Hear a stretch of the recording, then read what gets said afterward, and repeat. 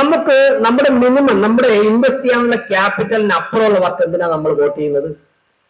നാട്ടിലുള്ള എല്ലാ വർക്കും എടുക്കുന്നത്, നാട്ടിലുള്ള എല്ലാ വർക്കിലും കയറി എത്തിപ്പിടിച്ച് എടുത്തിട്ട് നമുക്ക് ചെയ്യാൻ പറ്റുന്ന വർക്കുകൾ ഞാനും ചെയ്യില്ല, ആരെ കൊണ്ട് ചെയ്യാനും സമ്മതിക്കാത്ത ഒരു സാഹചര്യം ഉണ്ടാക്കുന്നവർക്ക് നമ്മൾ എന്തിനാണ് പോകുന്നത്?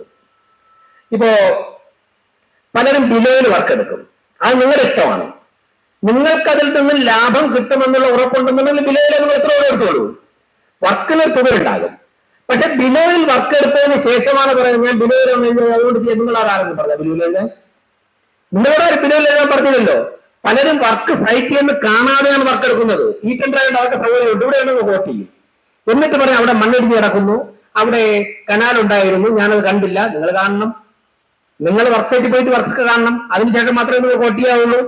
എന്നിട്ട് ചിലർ ബുദ്ധിമാന്മാർ ചെയ്യുന്നത് ബിലോയിൽ വർക്ക് വോട്ട് ചെയ്തിട്ട് അവർ വർക്ക് എടുക്കും, ആറിന് എടുക്കൂലല്ലോ, അതിൽ ആരും എടുക്കുകയില്ല, അത് ചെയ്യുകയില്ല. ഇത് നാടിനെ ദ്രോഹിക്കുന്നതല്ലേ? ഈ നടപടി നാടിനെ ദ്രോഹിക്കുന്നതല്ലേ? നിങ്ങൾക്ക് താങ്ങാത്ത വർക്ക് എടുക്കുകയും അങ്ങനെ എന്തിനാണ് അങ്ങനെ പോകുന്നത്? അങ്ങനെ പോകുന്നത് ഒരു നാടിനെ പുറകോട്ടടിക്കുന്നതിന് തുല്യമല്ലേ എന്നാണ് നമുക്ക് ചോദിക്കുവാനുള്ളത്.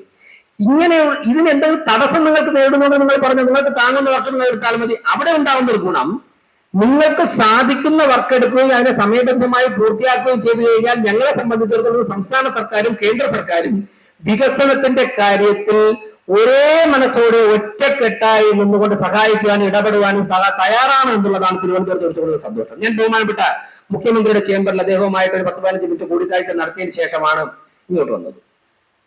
സംസ്ഥാനത്തിന്റെ വികസനവുമായി ബന്ധപ്പെട്ട് ബഹുമാനപ്പെട്ട മുഖ്യമന്ത്രിയോട് സംസാരിച്ച കാര്യങ്ങളിൽ സംസ്ഥാന സർക്കാരിന് സഹായിക്കാൻ കഴിയുന്ന എല്ലാ കാര്യങ്ങളിലും വളരെ പോസിറ്റീവായിട്ടുള്ള നിലപാടാണ് ബഹുമാനപ്പെട്ട മുഖ്യമന്ത്രി എടുത്തിട്ടുള്ളത്. ഇവർ 10 മിനിറ്റ് മുമ്പ് ഞങ്ങൾ അദ്ദേഹത്തിന്റെ ചേംബറിൽ കണ്ടിട്ടാണ് ഇങ്ങോട്ട് വരുന്നത്.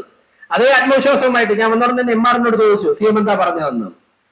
ബഹുമാനപ്പെട്ട പ്രധാനമന്ത്രി സഹായിക്കാൻ തയ്യാറാണ്, ഏത് തരത്തിലായാലും. അപ്പോൾ അങ്ങനെ ഒരു രാജ്യം മുഴുവൻ നമ്മളെ സഹായിക്കാൻ നിൽക്കുമ്പോഴേക്കും നമ്മുടേതായ ചില പിടിവാശികൾ കൊണ്ട്, ഞാനല്ലെങ്കിൽ വേറെ ആരും ചെയ്യേണ്ട എന്നുള്ളൊരു ആഗ്രഹം കൊണ്ട് അങ്ങനെ പോകുന്നത് ശരിയാണോ എന്ന് ആലോചിക്കണം. ഇനിയിപ്പോ ശരിയാണെന്നാണ് നിങ്ങൾ കണ്ടെത്തിയാലും ആ ശരി അനുവദിച്ചു തരാൻ ഇനി ഭരണസമിതി തയ്യാറാകുന്നില്ല എന്ന് വളരെ മനോഹരമായി നിങ്ങളോട് പറയാൻ വേണ്ടിയിട്ടാണ് ഇന്നിവിടെ വിളിച്ചിരിക്കുന്നത്.